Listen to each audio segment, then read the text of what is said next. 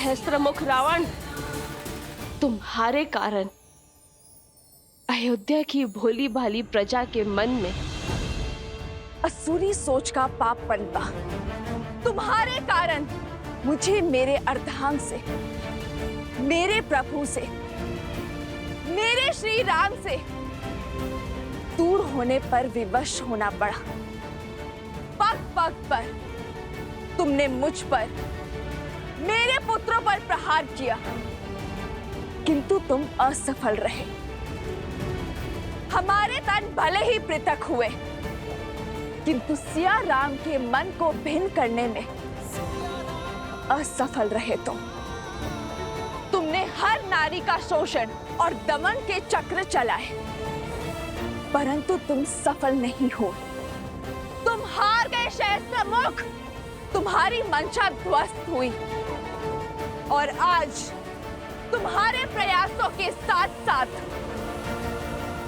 तुम्हारा भी अंत होगा। कदाचित इसीलिए सीता नाम पड़ा मेरा, इसी क्षण के लिए। सीता अर्थात हल की नोक, यानी सिद्ध के प्रहार से जन्मी सीता, हल की नोक जो बंजर भूमि को चीरकर उसे उपजाऊ बनाती है, उसके भीतर नए अंकुर को पनपने का बल देती है। कदाचित आज इस सीता के प्रहार से समाज की कुंठित हो चुकी सोच जागेगी, जन जागरण का नाद होगा।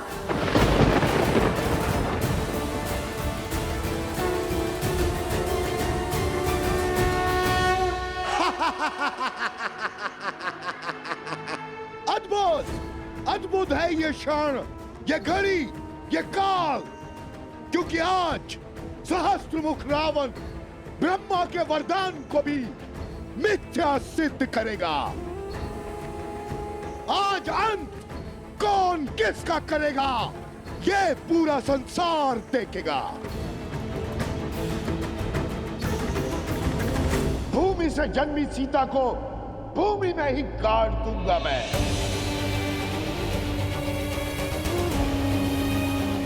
माटी में मिला दूंगा तुम्हारा अस्तित्व में।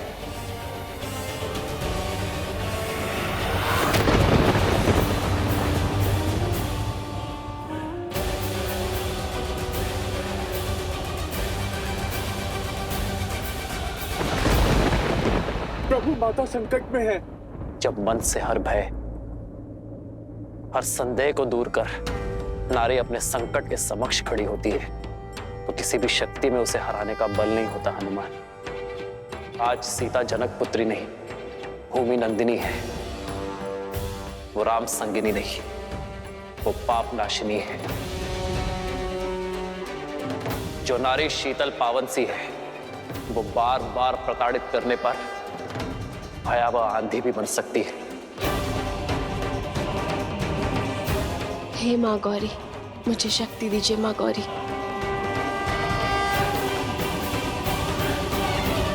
जो स्त्री शांत सी नदी है, वो प्रलय लाकर पाप को निगल जाने वाली बाढ़ भी है।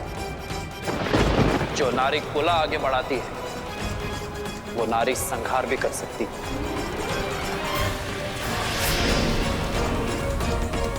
निश्चिंत रहो हनुमान, आज संसार देखेगा कि जब माँ गौरी से पाप सहन नहीं होता तो वो कैसे माँ काली का बल दिखाती है कि जो नारी के विरुद्ध को विचार फैलाता है उसे अंततः अपने रक्त से उस नारी के चरण धोने पड़ते हैं।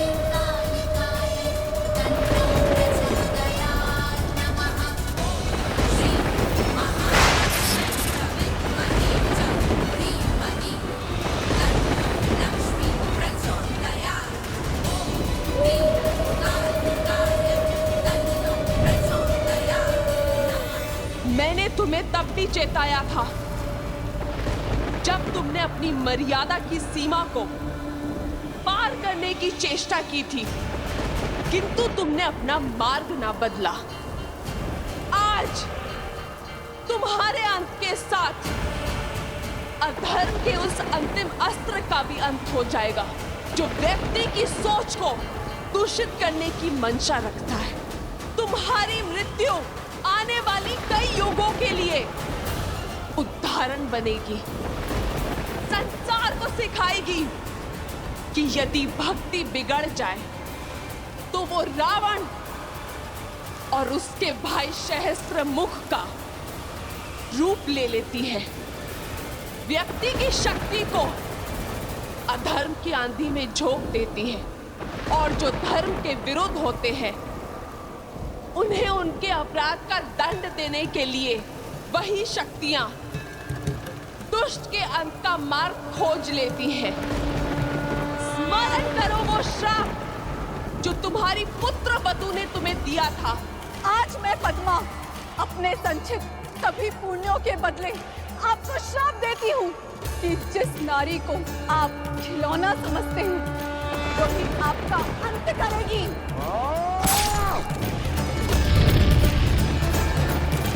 ब्रह्मदेव से वर तो पा लिया दुष्ट, किंतु स्त्री से सुरक्षा का वरदान ना पा सका तू। अपने अहंकार में स्त्री को सदा तुच्छ समझा तूने और आज स्त्री का यही रूप तेरा अंत करेगी। और अपनी ललकार से मेरे मन में भय बनाना चाहती हो? मूर्ख हो तुम, मूर्ख। सहस्त्रमुख किसी भी भय से भयभीत नहीं होता, क्योंकि युद्ध भूमि में भय का अर्थ है मृत्यु। और आज यदि घड़ी मेरे अंत की भी है तो मैं उस काल का भी संहार करूंगा, उसे समाप्त करूंगा या स्वयं समाप्त हो जाऊंगा, किंतु तुमसे भयभीत नहीं होऊंगा।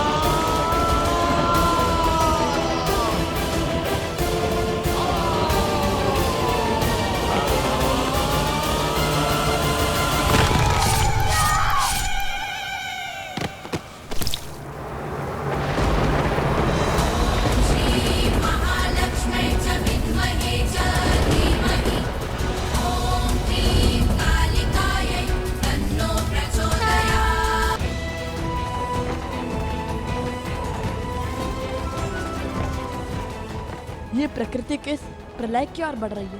न जाने माता हनुमान जी के साथ अकेले क्यों चली गई? चिंता मत करो लव और कुश, भाभी माँ अवश्य सुरक्षित होंगी। चिंता करने की आवश्यकता तो उस आसुरी शक्ति को है जिसने भाभी माँ के पतिव्रत को ललकारा है।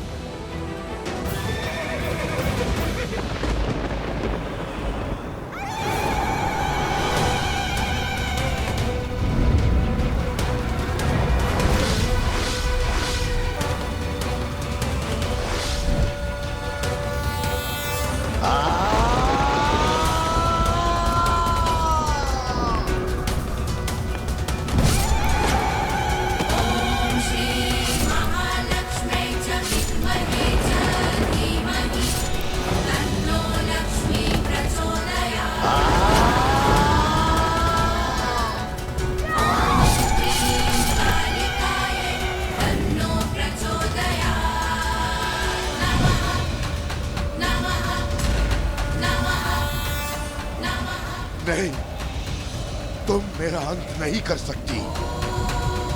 ये मेरा अंत नहीं हो सकता, नहीं हो सकता।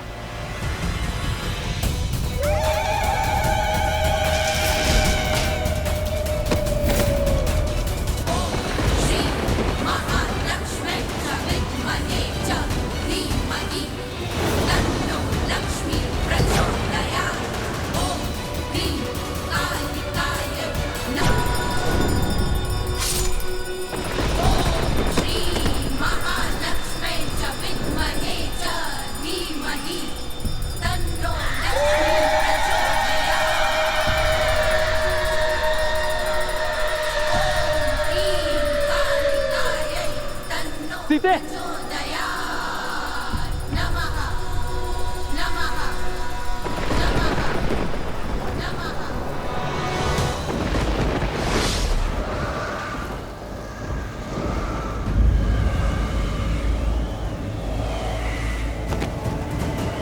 सीते,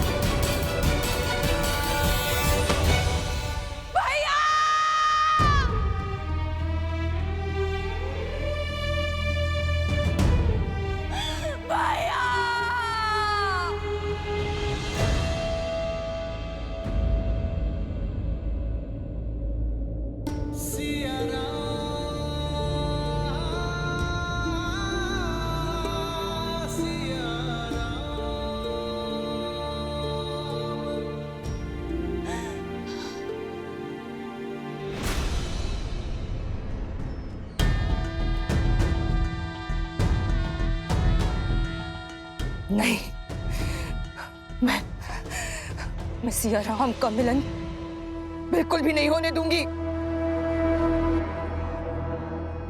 इन दोनों को एक कभी नहीं होने दूंगी, कभी नहीं।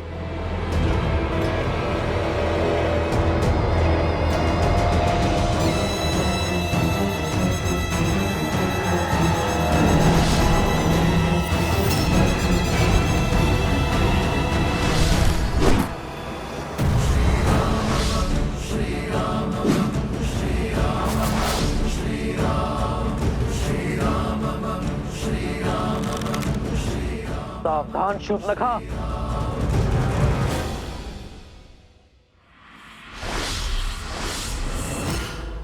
नहीं होने दूंगी मैं ये मधुर मिलन, नहीं होने दूंगी इस वियोग का अंत। जो करना है कर लो राम, ले सकते हो तो ले लो मेरे प्राण। अंत से भयभीत नहीं होती है ये शूर्पणखा, परंतु एक बात तुम समझ लो, मैं सदा सिया राम की दूरी का कारण बनूंगी। तुमने मेरा परिवार, मेरे कुल, सबका अंत कर दिया और आज मैं तुम दोनों की मिलने की इस आस का अंत कर दूंगी। सियाराम सदा एक थे, एक हैं और एक रहेंगे। संसार का कोई भी बल इतना सबल नहीं शूर्पणखा जो सियाराम को भिन्न कर सके। तो करो अपनी मर्यादा भंग, उठाओ अस्त्र और कर दो एक स्त्री का संहार। शूर्पणखा, सब समाप्त हो गया, किंतु तुम फिर भी नहीं समझे कि प्रभु श्री राम स्वयं नारायण का स्वरूप है और माता सीता साक्षात लक्ष्मी का रूप। अब तो समझ जाओ। मौन, मौन हो जाओ लंका भेदी, विश्वासघाती। तुम श्राप हो हमारे कुल पे, श्राप। श्राप तो तुम हो शूर्पणखा।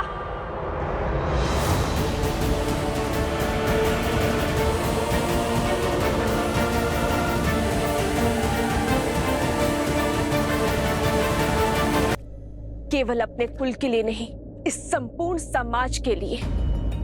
तुमने स्त्री के जिस रूप को इस समाज में प्रस्तुत करने का प्रयास किया है, उस रूप में स्त्री समाज में केवल अवसाद, दुख और पीड़ा ही लेकर आती है। मिथ्या है ये, मिथ्या। तुम्हारे जैसी अबला की निर्बल सोच है ये।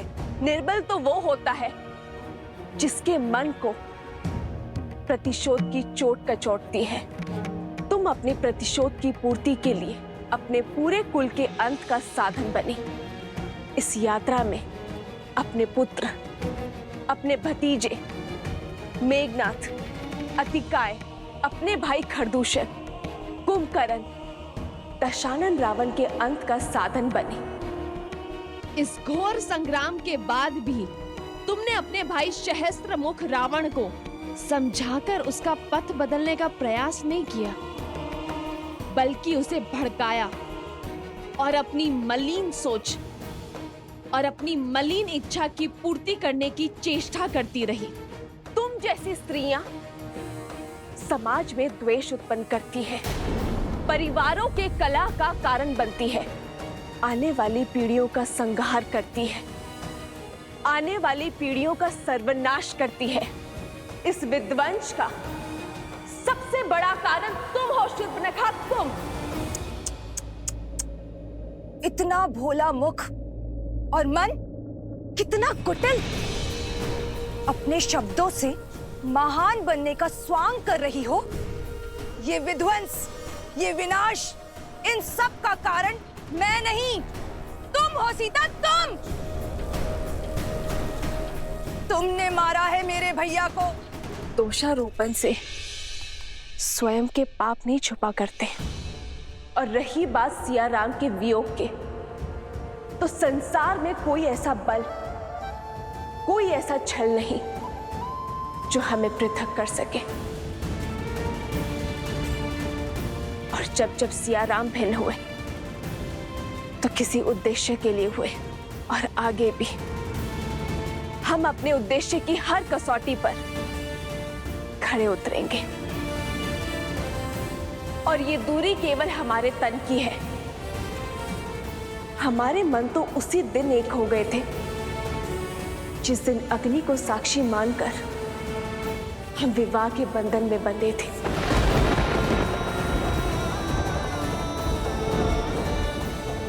मेरे शब्द तुम्हारे भले के लिए है शूर्पणखा। सब कुछ तो खो चुकी हो तुम। अब अपने अपराधों की क्षमा मांग लो, ताकि अपने किए का प्रायश्चित कर सको, अपनी भूल सुधार सको। चली जाओ यहां से, क्योंकि रघुनंदन के हाथ मर्यादा की डोर से बंधे हैं, और वो इस डोर को भंग नहीं करना चाहते। रघुकुल का बाण किसी स्त्री के लिए नहीं उठेगा। तुम भले ही असुर हो, परंतु हो तो स्त्री ही, और नारी का सम्मान करना रघुवंशी भली भांति जानते हैं। इसीलिए श्री राम ने तुम्हारे पग रोकने के लिए बाण चलाया था, तुम्हें मारने के लिए नहीं, किंतु स्मरण रहे।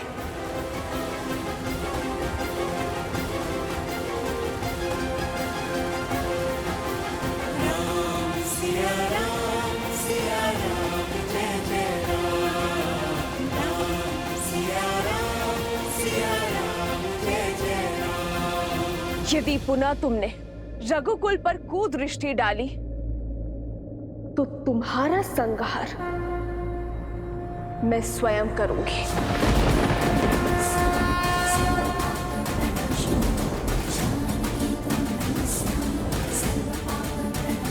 असंभव। मेरे भाइयों ने, मेरे संपूर्ण कुल ने अपनी अंतिम श्वास तक प्रतिकार लिया है, और तुम चाहती हो कि मैं अपना साहस छोड़ दूं, अपने मार्ग से भटक जाऊं, उनकी मृत्यु को व्यर्थ जाने दूं? कदापि नहीं। अपने किए का मूल्य तो तुम्हें चुकाना ही होगा सीता। मेरा प्रण है कि मैं तुम्हारी पीड़ा का अंत कभी नहीं होने दूंगी, कभी नहीं।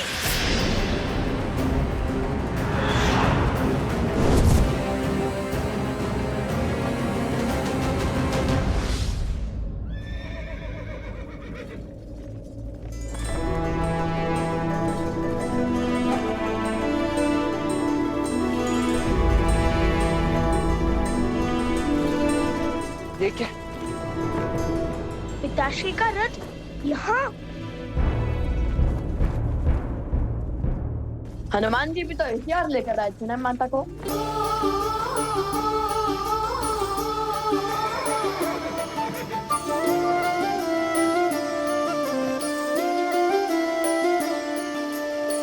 जन्म जन्म का है ये संगम, राम रतन सीता वैभव धन।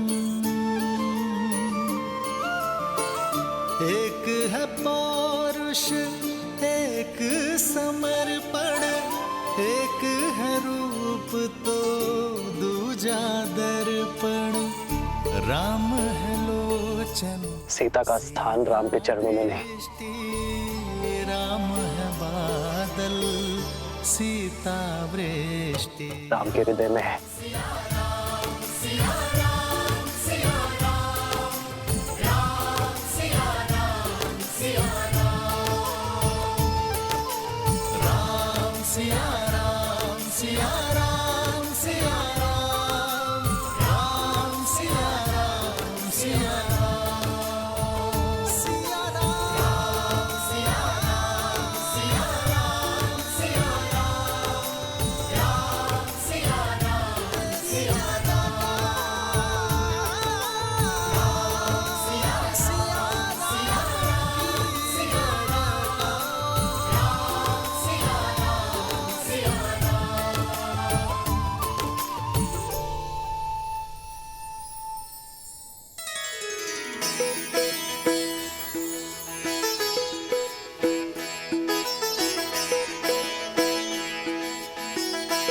प्रभु, आपका ये अलौकिक मिलन अयोध्या पे छाए दुख के हर बादल को हटा देगा, नगर भर के मन में खुशियों का संचार कर देगा। प्रभु,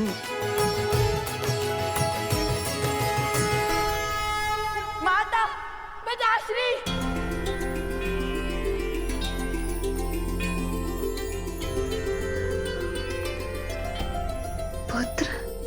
पुत्र माता, वो समय हम लाएंगे जब प्रभु श्री राम और माता सीता फिर से एक होंगे। क्षितिज, हम करेंगे रामायण संपूर्ण। जो नदी के तट को मिलाते से तू जन्म बात पिता मिलन के हेतु, रामचंद्र सिया विरह घटाने प्रकटे लव कुश रूप सुहाने। आज हमारा संकल्प पूर्ण हुआ। सिया राम के वियोग का अंत हुआ। सिया राम, सिया राम, सिया राम। अब आप दोनों कभी पृथक नहीं होंगे।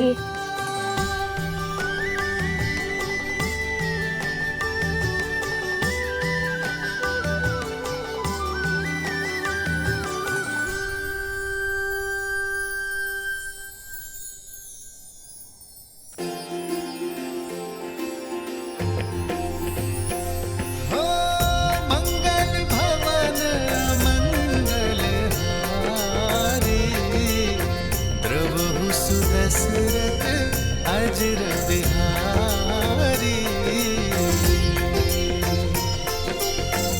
सीता राम चरित अति पावन, मधुर सरस अनुअति मन भावन। राम सिया राम जय जय राम। राम सिया राम भैया, भाभी माँ, अब और विलंब उचित नहीं है। समस्त अयोध्या राम परिवार की प्रतीक्षा में है। चले? अवश्य।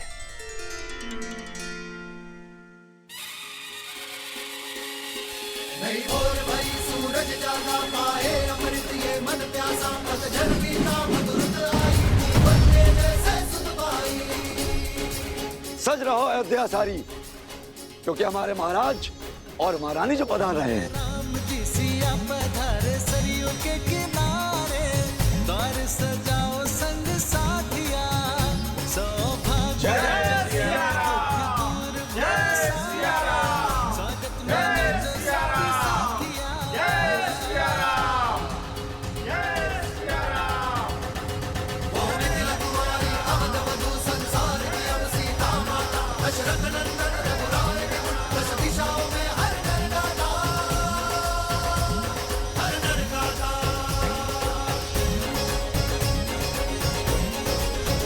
सिया राम, सिया राम, सिया राम, सिया राम। हमें क्षमा कर दीजिए महारानी सीता, हमें क्षमा कर दीजिए। हमारे कारण आपको वियोग का घोर दंश झेलना पड़ा, इतने संकट उठाने पड़े।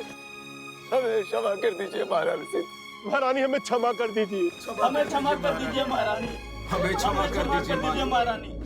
रथ रोको सारथी।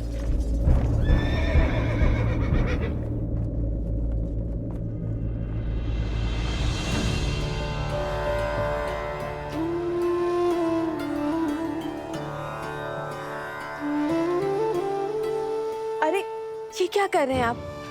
इसकी कोई आवश्यकता नहीं है, उठिए। आवश्यकता है देवी सीता, आवश्यकता है। मैंने जो अपराध किया है वो तो दंड के योग्य है, फिर भी साहस जुटाकर मैं आपके चरणों में स्थान पाने चला आया। मुझे क्षमा कर दीजिए, मुझे क्षमा कर दीजिए देवी सीता, मुझे क्षमा कर दीजिए।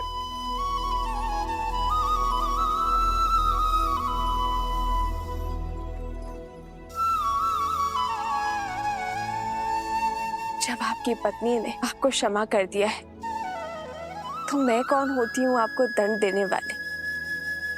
इसे एक बुरा स्वप्न समझकर भूल जाइए और राम राज्य की परिकल्पना को साकार करने में जुट जाइए।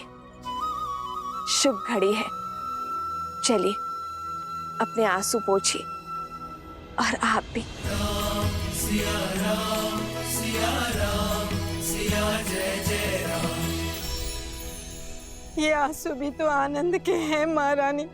आज आपको इस नगर, इस देश में देखकर मेरे सिर से अपराध का भार हट गया।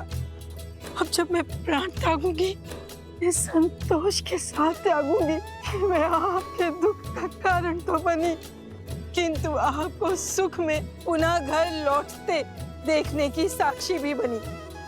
आज मेरा मन तृप्त हो गया महारानी, तृप्त हो गया।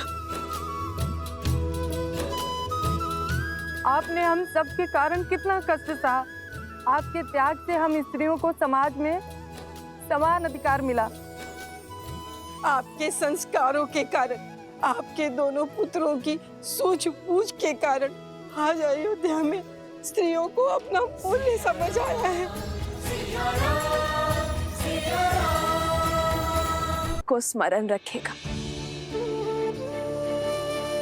जब जब स्त्री पुरुषों के कंधे से कंधा मिलाकर चलेगी, तब तब समाज उन्नति की ओर अग्रसर होगा।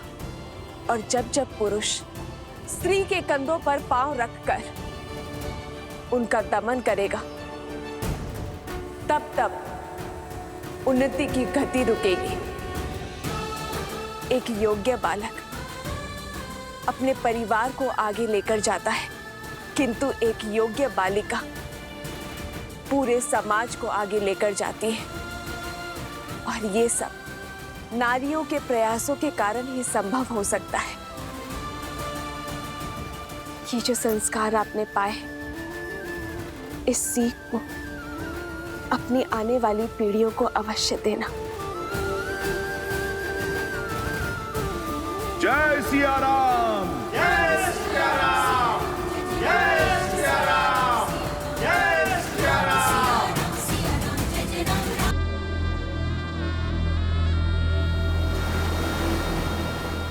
मेरा संपूर्ण कुल इस युद्ध की अग्नि में जलकर भस्म हो गया।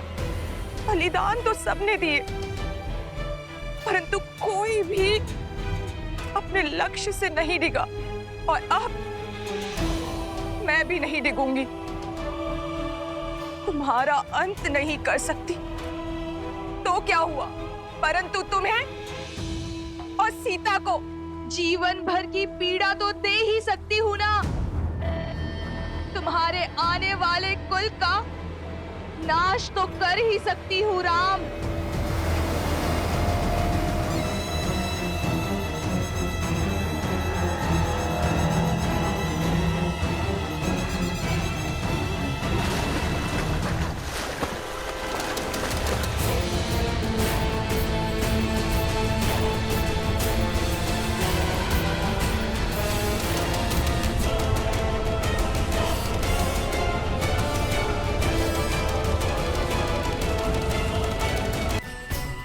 आज वो शुभ दिन आ गया। लोक अपवाद की जिस असुरी ज्वाला में समस्त कौशल राज्य जल रहा था, आज उस असुरी शक्ति का संहार हुआ, और उसका श्रेय देवी सीता को जाता है।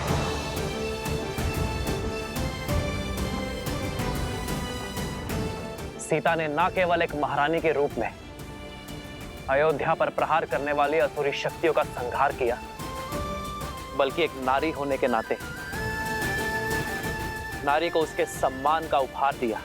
राक्षस के समक्ष तलवार उठाने वाली सीता ने अयोध्या की प्रजा के लिए त्याग किया। यदि सीता चाहती तो वनवास के लिए बड़ी सरलता से मना कर सकती थी, किंतु सीता ने दुर्गम मार्ग चुना। रघुकुल की मर्यादा और कौशल राज्य की नारी को उसका सम्मान दिलाने का कार्य जो सीता ने किया है, उसके लिए रघुकुल और अयोध्या सदा सदा के लिए सीता की ऋणी रहेगी। जय सिया राम।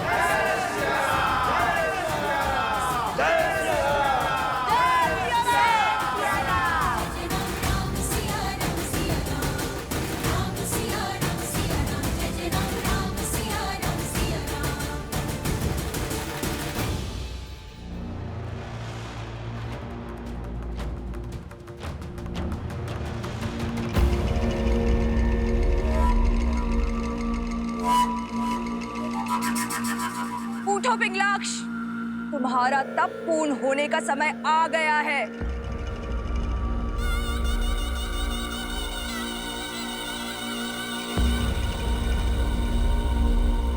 कब तक यही मानव और देवताओं के पैरों तले छुपकर बैठे रहोगे? अपना तप तोड़ो पिंगलाक्ष, अग्निदेव का दिया हुआ वरदान का प्रयोग करो, अपने कुल की लाज बचाओ। मेरे तप की समय अवधि आप कैसे तय कर सकती हैं? मेरा तप तब तक समाप्त नहीं होगा जब तक तुम्हें अपनी दादी और पिता के वध का प्रतिशोध लेने का अवसर नहीं मिल जाता। हाँ, यही मेरे जीवन का एकमात्र उद्देश्य है। तो उठो, मैं तुम्हें उसी उद्देश्य की ओर अग्रसर करने आई हूँ। तुम्हारी दादी ताड़का और तुम्हारे पिता सुबाहु को मारने वाले उस राम से प्रतिशोध दिलवाने आई हूँ।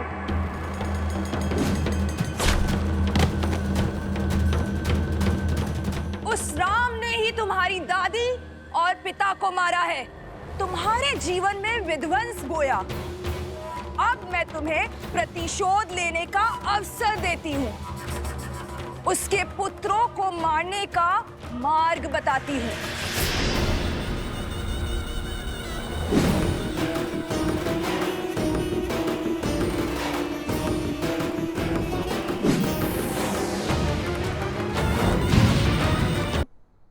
अयोध्या की इस पीढ़ी और इसके बाद की पीढ़ी दोनों की एक ही मंशा है, सिया राम के पुनर्मिलन का महोत्सव।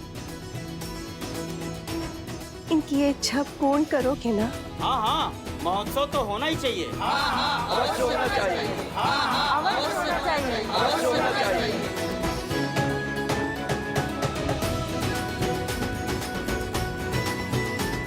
अयोध्या की महारानी और मेरी माता पुनः अयोध्या लौटी हैं। अपूर्ण अयोध्या आज पूर्ण हुई है। महाउत्सव तो होना ही चाहिए।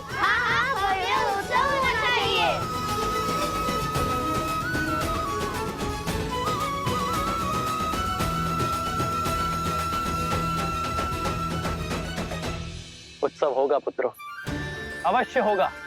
और ये उत्सव पूरा अयोध्या, पूरा जनमानस और समस्त भारतवर्ष मनाएगा। क्योंकि उत्सव केवल सियाराम के मिलन का नहीं, स्त्री और पुरुष के बीच असमानता की रेखा मिट जाने का भी उत्सव है। नारी को मिले समान अधिकार का सूचक है। अयोध्या अभी सुख के रस में डूबी है, उत्सव मना रही होगी और अब हम उनके आनंद को स्वाहा करेंगे, उनके उत्सव को शोक में बदलेंगे। राम और उसकी सेना को युद्ध भूमि में हराना असंभव है। उसके पुत्रों को अयोध्या से बाहर कैसे लाओगे? वो तुम मुझ पर छोड़ दो, शीघ्र ही तुम्हें वो अवसर प्राप्त होगा। तुम केवल अपनी सेना को सज्ज करो।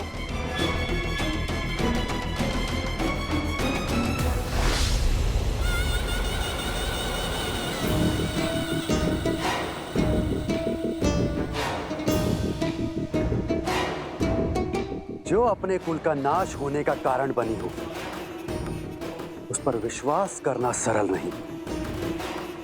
स्मरण रहे, यदि कुछ भी अनिष्ट हुआ तो मेरी अग्नि सबसे पहले तुम्हें जलाकर भस्म करेगी शूर्पणखा।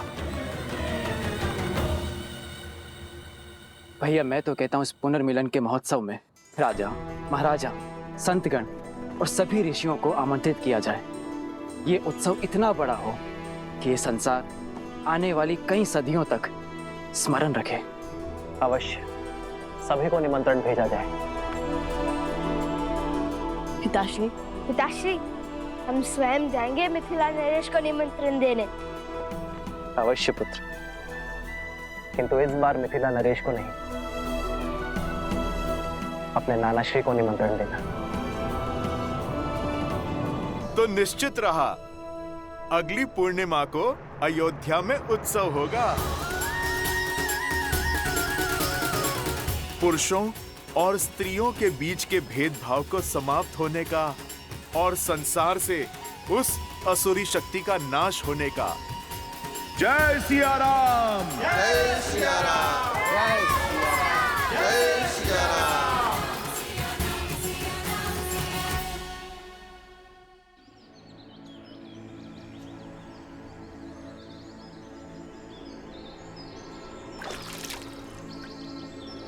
पिताश्री, शीघ्र कीजिए ना, चलना है।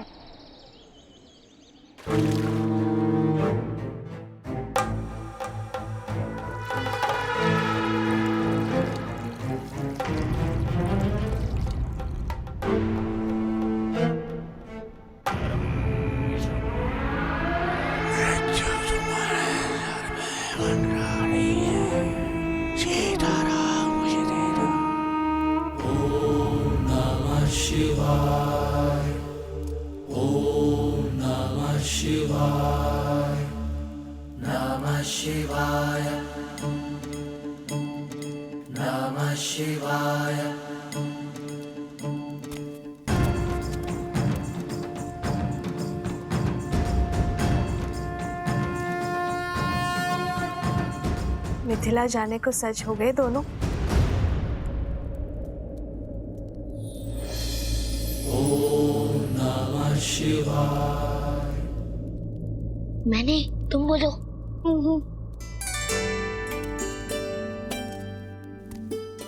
क्या हुआ? और तुम सब यहाँ क्या कर रहे हो? माता, वो हम सभी का मत था कि जाने से पूर्व आपके हाथों से बना स्वादिष्ट भोजन मिल जाता तो आप यहाँ हैं, तो ये बेचारे तो वर्षों से प्रतीक्षा कर रहे हैं आपके हाथों के भोजन खाने को। यहाँ आओ। गुरुवर वशिष्ठ का आदेश है कि शुक्ल पक्ष के शुभ दिन पर ही मैं और तुम्हारे पिताश्री अयोध्या के सिंहासन पर विराजमान हो। तब तक मैं वहां नहीं जा सकती, यहीं रहूंगी। दृष्टि का आनंद लेने के स्थान पर आप पुनः वनवासिनी बन गई।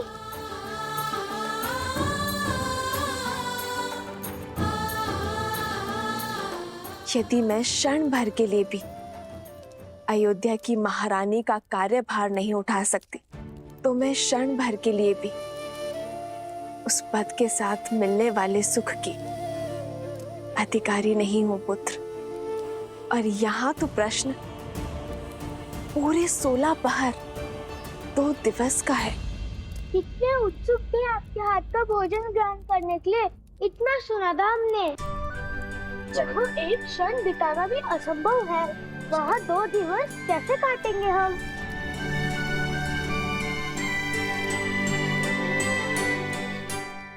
मैं बताता हूँ।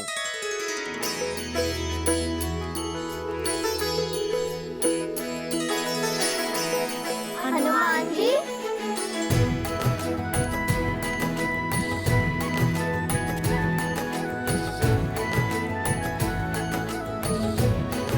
इस दुविधा को सुलझाने का मार्ग है मेरे पास। ऐसा अद्भुत मार्ग जिससे तुम्हारा समय भी कटेगा और माता के हाथों बने भोज का आनंद भी 2 गुना हो जाएगा।